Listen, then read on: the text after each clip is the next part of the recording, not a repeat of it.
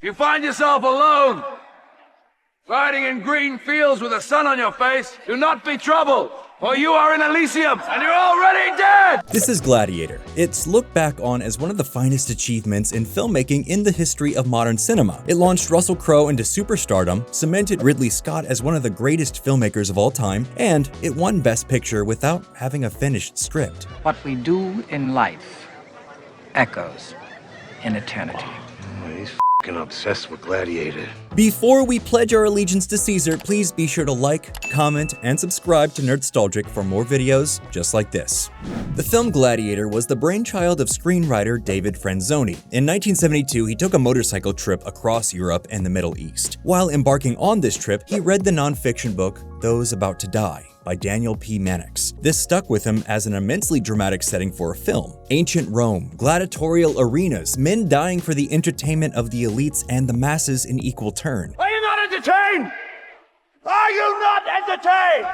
It was Shakespearean. It was a billion-dollar idea, but convincing the gatekeepers in Tinseltown to share his vision was easier said than done. Flash forward 25 years, and after Franzoni wrote Amistad for Steven Spielberg, he revisited the idea. He wanted to create a sweeping epic set in the highest days of the Roman Empire, but with an angle on the political landscape of the modern world. As he worked on the script, producers Walter F. Parks and Douglas Wick set about finding a director for the project. They wanted to find someone who could craft a world that could be understandable to contemporary audiences. As such, they looked at master craftsmen who had experience making high-concept genre pictures. They wanted someone who made movies in the sci-fi and fantasy genre. If they built a film that approached this time period like an epic world-building project, perhaps audiences of modern day would embrace the film's sweeping themes. The biggest challenge when you're doing a period film is not to let it feel like it's a period film. They convinced the man behind Alien and Blade Runner to embark on this tale by showing him a painting by Jean-Léon Gérôme, which depicted a gladiator looking up into the battlements of the Colosseum, seeking guidance if he should spare his fallen combatant's life or if he should take it. This single image proved so compelling to Scott that he came on board the project as director. However, despite the project now having some high-caliber support, it still needed its most important aspect, a star. Despite entertaining the possibilities of Tom Cruise, Antonio Banderas, and Mel Gibson, Russel Crowe's iconic breakout in LA Confidential catapulted him to the front of the line. However, there was one problem. He wasn't too hot on the script, or what he viewed as approximately 20-something pages of a working script. Producers think they have a script, but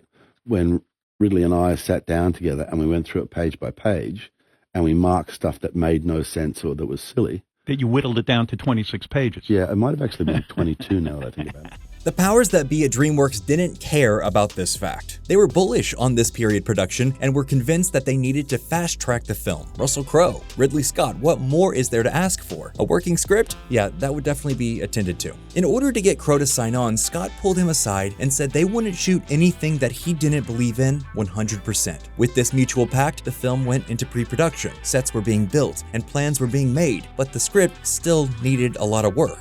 The characterizations to be a little less on the nose, and the dialogue was tricky and very hard, I think, to pull off. Then, Ridley brought in acclaimed screenwriter John Logan, who would eventually go on to write The Last Samurai, Skyfall, and Alien Covenant. Logan's draft developed the characters and their motivations along with their interplay. Stemming from his background as a playwright, he was truly able to mine what Franzoni had put down on paper and till it into something much more dynamic. An example of this would be that Franzoni didn't want to make a revenge film, and so in his drafts, Maximus's family was alive. He really wanted to tell a story about a man who was trying to get home to see his family. Logan thought the film was more powerful if the events of the story act as Maximus paying tribute to his dead loved ones. However, over the course of multiple drafts of the script with Logan now at the helm, things started to drift. The scope got too big and the supporting characters started to become muddled. Everything started to be second-guessed. Even the amount of time Maximus should wear his iconic helmet was being debated. The studio didn't care about more time being needed. They wanted to meet a summer 2000 release date, so they forged ahead despite some elements of the script being in an even worse position than they initially were. 2 weeks before filming was about to commence, the production held a full cast read-through of the script. It didn't go that well. with Crowe and multiple members of the production expressing that the script was still not ready. The producers decided to bring in a pinch hitter, novelist, and Les Mis and Shadowlands screenwriter Bill Nicholson. They wanted him to read the script and give some thoughts. He ultimately sent back a fairly detailed document of what needed to happen in order to align some of the thematic elements of the film to be more cohesive. Everyone involved loved it. They immediately hired him to rewrite the script, and he stayed on the project for 15 weeks, all throughout production.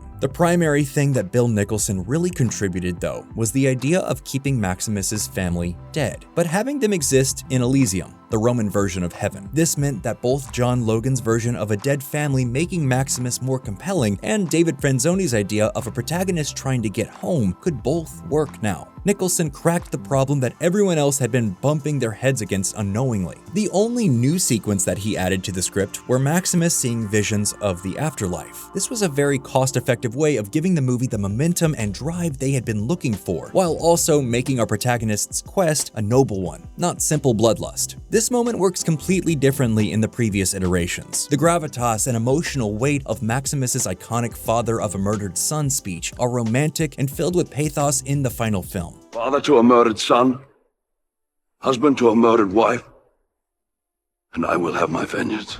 However, in the previous version of the script, this scene literally couldn't exist. In Franzone's script, the family was alive, and in Logan's script, they were a pat one-dimensional revenge motivation. It took the three writers working in tandem to fully build the story and mine it for all its emotional depths, which is even more impressive when you remember that they were having to reorient these narrative building blocks while they were actively shooting the film. All the scenes in the existing script basically stayed the same because they had to due to set construction costs. But the words spoken by the actors were refitted to emphasize these ideas. It's not a case of me solving problems and me doing it all, or the other writers. It's this group focus. Could they have made a movie with a half-finished script? Yes. Iron Man and Thor Ragnarok might have worked without a script, but every other Marvel movie that's tried it has flopped. Alien 3, Men in Black 3, and Edge of Tomorrow all started production without finished screenplays. It happens all the time, but you know what doesn't happen frequently? That those films go on to win Best Picture. Gladiator is remembered as one of the best films of all time because of the efforts of these three screenwriters, combined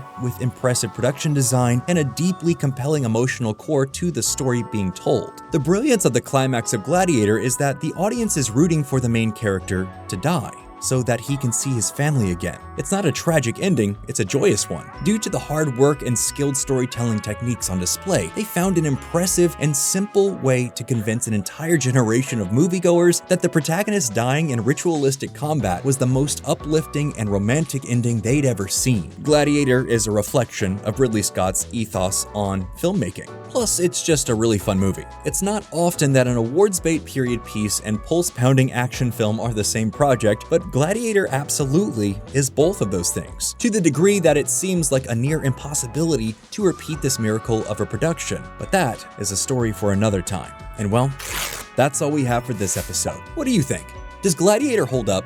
Let us know in the comments below, and as always, please like, comment, and subscribe to Nerdstalgic for more videos just like this.